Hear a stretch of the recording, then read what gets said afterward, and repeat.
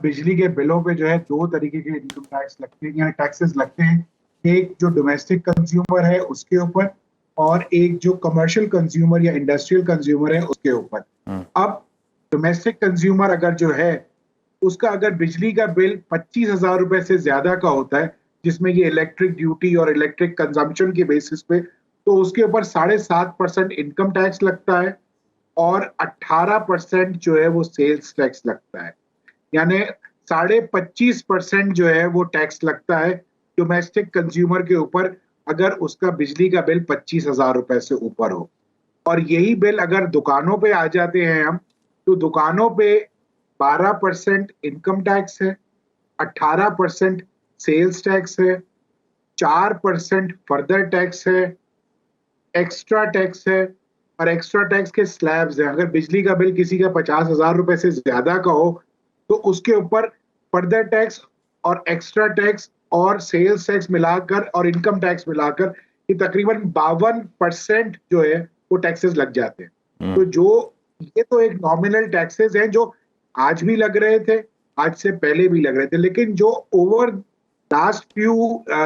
Weeks या जो 2-3 महीने से हुआ है, एक तो ये चूंकि हम आईएमएफ प्रोग्राम में जब से गए तो हमने कहा कि जिस भी किस्म की सब्सिडी थी, आईएमएफ का ये कहना था कि सब्सिडी को खत्म कर दिया जाए। तो जो पहले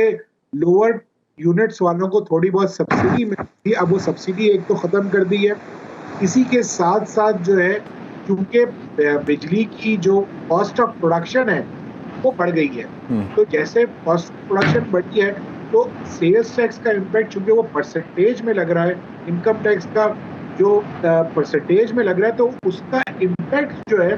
तकरीबन 50% या 52% के करीब कमर्शियल कंज्यूमर में और तकरीबन 25.5% के करीब इंडस्ट्रियल कंज्यूमर को इस वक्त देना है,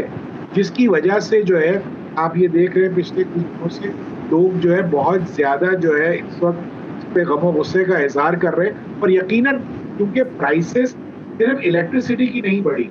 आप अगर कमोडिटी की प्राइसेस देखें, जो रोजमर्रा के खाने पीने की अशिया है या ट्रांसपोर्ट है, हर चीज की प्राइस बढ़ गई है। और ये एक एडेड जो इस वक्त जिसको इलेक्ट्रिक बिल जैसे आया, तो ये फ्यूल टू फायर हो गया है। यानी इस वक्त एक आम ही, मैं अपने बड़ी छोटी सी एग्जांपल देता हूँ, अपने ऑफिस के पियोन का बैठ आज खर्चा उसके साथ करता था कि तुम्हारा खर्चा होता कितना है, तो घर का किराया उसमें नहीं जोड़ा, लेकिन उसका कन्वेंस, उसका महीने का बेसिक खाना पीना और उसका रहना सहना मैंने जब देखा तो उसका तकरीबन 50 रुपए से ऊपर का तो सिर्फ उसका बुनियादी खर्चा है, जिसमें ना भी कोई ऐसे खर्चे हैं, ट्यूशन की फीस है, ना उसके घर का किराया है। लेकिन तो इस वक्त मेरे ख्याल से जिंदा रह ही नहीं सकता जिस किस्म से महंगाई बढ़ चुकी है। तो चूंकि अदरवाइज हर चीज में महंगाई बढ़ी है, तो ये बिजली भी बढ़ी है, और ये आने वाले जैसे पेट्रोल, जैसे डॉलर बहुत तेजी से बढ़ रहा है, मैं समझता हूँ कि आने वाले दिनों में ये मजीद इलेक्ट्रिसिटी भी महंगी होगी, मजीद पेट्रोल भी महंगा होगा। और ये बताते हुए कोई बहुत अच्छा नहीं लग रहा कि ये प्राइस से आगे जाके बहुत ज्यादा और बढ़ेगी और एक आम आदमी के ऊपर इसका बहुत बुरा इम्पैक्ट आएगा। तो फिर इसका मतलब है कि जो आप कह रहे हैं कि आने वाले दिनों में मजीद बुरा इम्पैक्ट आएगा या प्राइसेस बढ़ जाएंगी, तो ये जो निगरान सेटअप है, इससे अगर कोई लोगों को थोड़ी बहुत उम्मीद है, इसका मतलब है कि वो